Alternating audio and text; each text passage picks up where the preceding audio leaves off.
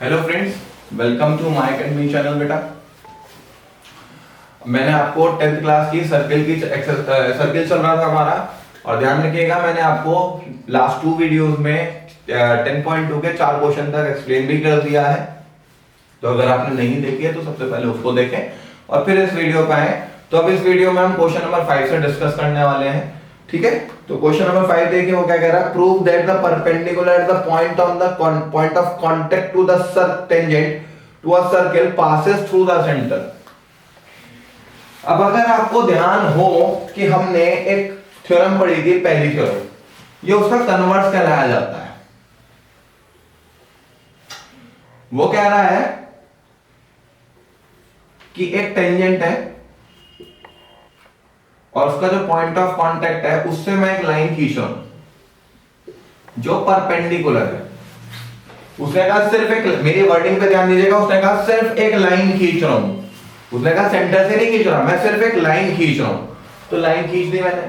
अब वो कह रहा है मुझे तो ये दिखाओ कि भाई साहब ये सेंटर से पास आउट होगी, कि ओ एक सेंटर दिखाना है मुझको। ठीक है, एक लाइन ही तो है, सेंटर तो नहीं है, लेकिन इसका कहीं ना कहीं एक सेंटर भी तो होगा। वो मैंने मान लिया ओ डैश, और ओ डैश से ए पर कर दिया। ठीक है, चलो तो देखो, गिवन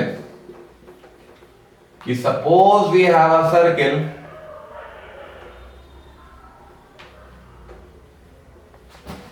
with center O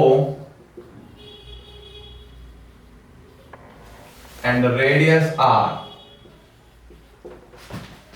ठीक है, in which a line is drawn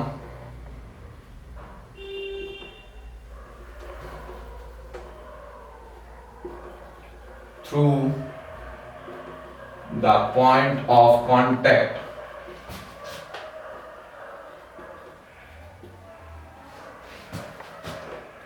है A, such that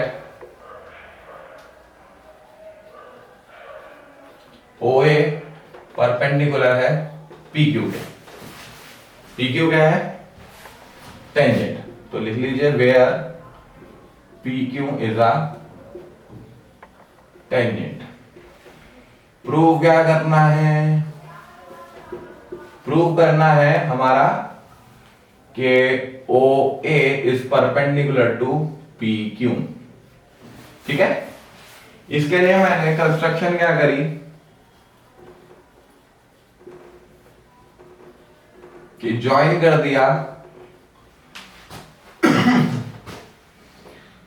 O dash to P को, सॉरी A को, वेयर लेट किया कि O dash is a centre. जहां पर मैंने लेट किया है क्योंकि उसने सेंटर से थोड़ी गई थी, तो सेंटर तो मुझको मान नहीं था। प्रूफ करते हैं, देखो सबसे पहले यही लिखेंगे कि let O dash is a centre. ठीक है, सो बाय द थ्योरम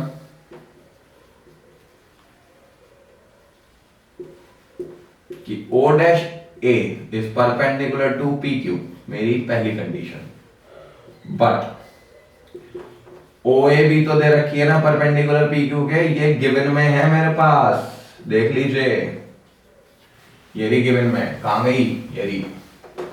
ठीक है, ऐसा कभी हो सकता है कि एक ही पॉइंट के परपेंडिकुलर दो लाइन हो। मान लो ये लाइन है, ये परपेंडिकुलर है, अब जरा सी भी इधर या कहीं पर भी होगी तो वो 90 डिग्री से हिलेगा ना एंगल, चाहे वो 91 हो, 92 हो, 93 हो, या फिर 89 हो जाए, नहीं या फिर 88 हो जाए। तो अगर इधर जाएगा तो 90 से कम हो जाए, सॉरी कम हो जाएगा, और इधर जाएगा तो बढ़ेगा। ठीक है ना, तो नॉर्मल सी बात है, वो 90 नहीं होगा, it is not possible.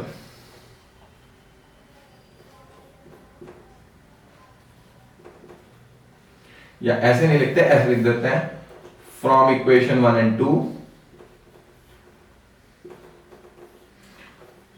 it is not possible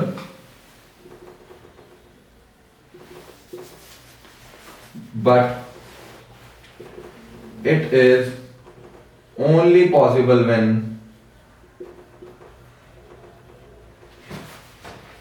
O and O dash coincides to each other. Hence, O dash, hence the line OP passes through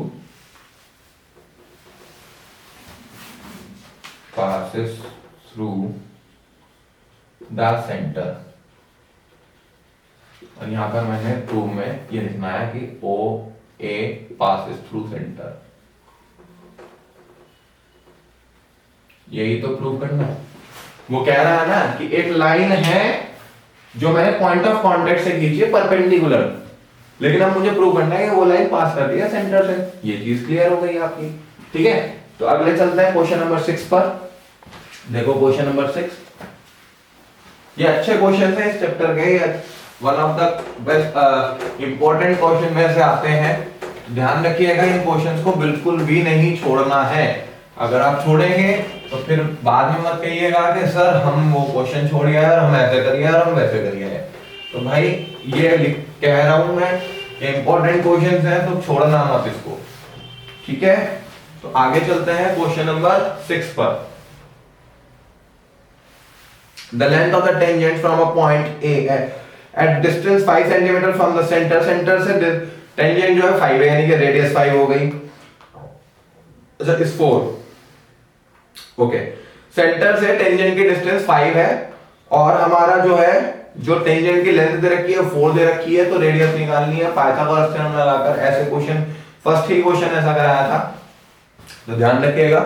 last exercise में भी ऐसा क्वेश्चन कराया था जिसका √119 आया था, तो ध्यान से रखिएगा, ये क्वेश्चन आपको करना है.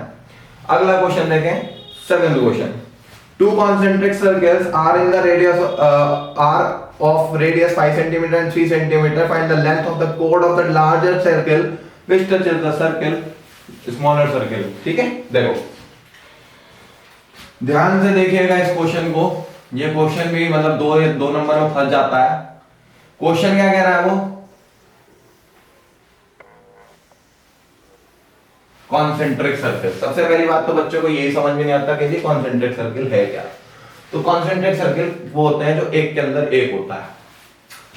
वो कह रहा है दो सर्किल्स हैं, बड़े सर्किल की रेडियस जो है 5 है, छोटे की 3 है, लेकिन वो कह रहा है कि जो बड़े सर्किल में एक टेंजेंट कोड खींच रहा हूं और वो मैं इस तरीके से खींचूंगा कि वो छोटे सर्किल की मेरे पास क्या बन जाए, टेंजेंट बन जाए. तो टेंजेंट है तो पॉइंट ऑफ कांटेक्ट से जाएगी. ये सेंटर हो गया, ठीक है, ये 90 डिग्री हो गया. ठीक है, और ये छोटे वाले की रेडियस भी हो गई यानी कि 3 सेंटीमीटर और बड़े वाले की रेडियस क्या है 5 सेंटीमीटर. ठीक है, तो खुद देख लीजिए. पाइथागोरस थ्योरम 25 का स्क्वायर बराबर 3 का स्क्वायर प्लस AC का स्क्वायर. 25 का स्क्वायर को लिख रहा हूं, ये हो जाएगा 25 बराबर 9 प्लस के AC का स्क्वायर और AC स्क्वायर बराबर 16 आ जाएगा. तो AC कितना आ जाएगा 4 आ जाएगा. अब हमने 9th क्लास में एक थ्योरम पढ़ी थी कि जो अगर कोड से सेंटर पर मैं कोई लाइन खींचता हूं, क्या सेंटर पर कोड पर सेंटर से कोई लाइन खींचता हूं तो वो परपेंडिकुलर होती है, परपेंडिकुलर बाइसेक्टर कहलाई जाती है. तो नॉर्मल सी बात है कि हमारे पास ये जो पूछ रहा है AB वो ट्वाइस ऑफ AC हो जाएगा यानी कि 2 into 4 which is simple question, simple सादा क्वेश्चन. ठीक है जी, तो आपको इस तरीके से करना है. इसमें गिवन प्रूफ लिखना मत छोड़ना, क्योंकि सिर्फ इस पर नंबर नहीं मिलेंगे. अगला क्वेश्चन देख लीजिए. अगले क्वेश्चन इंपॉर्टेंट क्वेश्चन है भाई, मोस्ट इंपॉर्टेंट क्वेश्चन है. आता है, लिख के दे रहा हूं, आएगा. मतलब ये नहीं कह सकता आएगा, लेकिन ये है कि ज्यादा से ज्यादा प्रोबेबिलिटी, इट मींस श्योर है, ना आए तो किस्मत है, लेकिन ज्यादातर आता ही आता है. हर साल या एक साल छोड़ के, या अब जो नीचे के जितने भी क्वेश्चन रह गए 8 से लेके 13 तक, ये 5 क्वेश्चन में से लिख के दे रहा हूं. 2 क्वेश्चन कोई से भी फंस सकते हैं या आए नहीं आएंगे. ठीक है, क्योंकि इन्हीं में से रोटेट होकर और अच्छे मार्क्स में आता है ये सारे क्वेश्चन. तो ध्यान से समझिएगा. क्वेश्चन नंबर 8, वो कह रहा है सर्किल है, circle which is circumscribing quadrilateral है ABCD which is circumscribing a circle के क्वाड्रिलेटरल के अंदर सर्किल है जो उसको टच कर रहा है। सपोज या फिगर बी दे रखी है, ध्यान से देख लेना, ठीक है। इस तरीके की कुछ फिगर दे रखी है आपको, इसकी फिगर मेरी ड्राइंग पे मत जाना क्योंकि मेरी ड्राइंग बहुत गंदी है इसलिए। वो कह रहा एक ए बी सी डी और वो टच कर रहा है पी क्यू आर एस, ठीक है। प्रूफ क्या करना है, A B plus C D बराबर B C plus A D. Most important question है कुछ नहीं क्वेश्चन में, लेकिन इंपॉर्टेंट है, ठीक है। तो देखो अब मैं सिर्फ इसका क्या करता हूं, पहली बात तो सेंटर जो अपना काम है वो तो करके चलो। येलो जी ये 90 ये 90 ये 90 और इसको मिला दो जरा इससे, ये कंस्ट्रक्शन में लिख दीजिएगा, ठीक है। अब मैं सिर्फ इसका ये पार्ट उठाता हूं, देखो खुद ही आप समझ जाओगे मैं करना क्या चाह रहा हूं। ये आपके पास ऐसे आएगा, tangents drawn from an external point are equal. खुद देख लीजिए कि एक्सटर्नल पॉइंट है, टेंजेंट्स ड्रॉन करी जा रही है, तो ये बराबर इसके। तो सीधा सीधा प्रूफ में क्या लिखेंगे हम, लिखना आपको वही है, गिवन प्रूफ कंस्ट्रक्शन। प्रूफ देख लीजिए बाय द थ्योरम, क्या थ्योरम है, क्या के हमारे पास क्या हो जाएगा, देखो ए एस बराबर ए पी। इसी तरीके से ये बराबर इसके डी एस बराबर डी आर। इसी तरीके से ये इसके आर सी बराबर सी क्यू और इसी तरीके से इसके बी क्यू बराबर पी बी। ये मेरी चार इक्वेशन बन जाती हैं इसमें। बहुत इजी सा क्वेश्चन है ये, और चारों इक्वेशंस को प्लस करना है। Now from equation 1 plus 2 plus 3 plus 4, तो देखो लेफ्ट हैंड साइड में लेफ्ट हैंड साइड प्लस कर दो, राइट हैंड साइड में राइट हैंड साइड प्लस कर दो।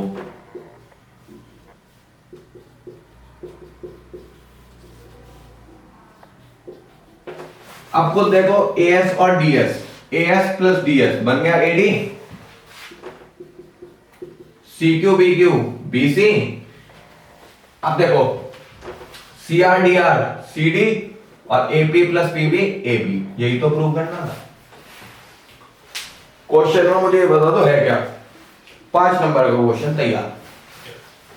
मतलब फिर वही वाली बात आती है कि ये जो आगे आने वाले क्वेश्चन है, इन क्वेश्चंस में से एक आधा क्वेश्चन आपका 110% रखा हुआ है।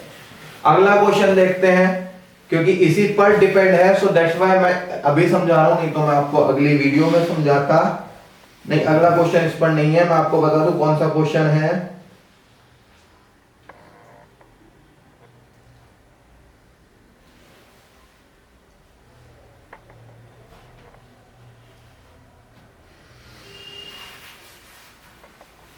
ठीक है, 11th क्वेश्चन है, वो कह रहा है prove that the parallelogram circumscribing a circle is a rhombus. वो कह रहा है कि ये आपकी बार क्वाड्रिलेटरल जो है ये पैरेललोग्राम है भाई, देखो ध्यान से।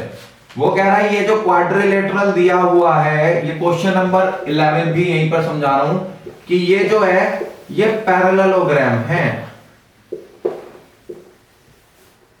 ठीक है। अब ये पैरेललोग्राम है तो यहां पर मेरा गिवन में एक चीज आ जाएगी, वो क्या आ जाएगी कि ए बी बराबर है सी डी के और बी सी बराबर है ए डी के, क्योंकि पैरेललोग्राम की अपोजिट साइड्स आर इक्वल। अब मुझको इसको रोम्बस दिखाना है। रोम्बस दिखाने के लिए चारों साइड बराबर दिखानी है, तो बस यहां पर प्रूफ में क्या आ जाएगा, यहां पर प्रूफ में आपके पास आ जाएगा कि ABCD इज आर रोम्बस। इसके लिए दिखाने के लिए इसकी चारों साइड बराबर दिखानी पड़ेंगी, BC बराबर CD बराबर DA। ठीक है, बस ये चेंजेस आपके होने हैं। उसको आपको क्वेश्चन को कैसे करना है, इसी तरीके से करना है, बिल्कुल सेम है। करना क्या है, देयरफॉर AD किसके बराबर है, BC के, और CD किसके बराबर है, AB के, गिवन में है, देख लीजिए। तो दिस इंप्लाइज AD की जगह BC, BC रहेगा, CD रहेगा, AB भी CD की जगह हो जाएगा। तो 2BC बराबर 2CD, 2 से 2 गया, BC बराबर CD। अब जब अपोजिट साइड, जब देखो खुद ही देखो, BC और CD बराबर हो गई, तो जब BC बराबर CD होगा और CD को मैं BC रख दूं और BC को रख दूं मैं AD, तो यहां पर मेरी चारों साइड बराबर होगी, नहीं होगी। अब ये जब चारों साइड मेरी बराबर हो जाती हैं, सो दैट मैं कह सकता हूं कि ABCD क्या है आपका रोम्बस, क्योंकि रोम्बस की चारों साइड बराबर दिखानी होती है। ठीक है जी, तो आपका क्वेश्चन, एक क्वेश्चन से 2 क्वेश्चन तैयार। तो ये क्वेश्चन इसी वजह से कह रहा था मैं कि छोड़ना मत, क्योंकि ये क्वेश्चन आपके 2 क्वेश्चन तैयार करवाता है, दोनों क्वेश्चन में से कभी कभी एक आधा क्वेश्चन आ जाता है। ठीक है, ज्यादातर आता है, ध्यान रखना, कभी कभी तो मुंह से निकल गया। ओके, तो आपको बाकी जो बचे हुए क्वेश्चंस हैं, इट मींस आपका 9, 10, 11 समझा चुका हूं, 12, 13 4 क्वेश्चन रह जाते हैं, वो आपको अगली वीडियो में बताता हूं। ठीक है बेटा, ओके, थैंक यू।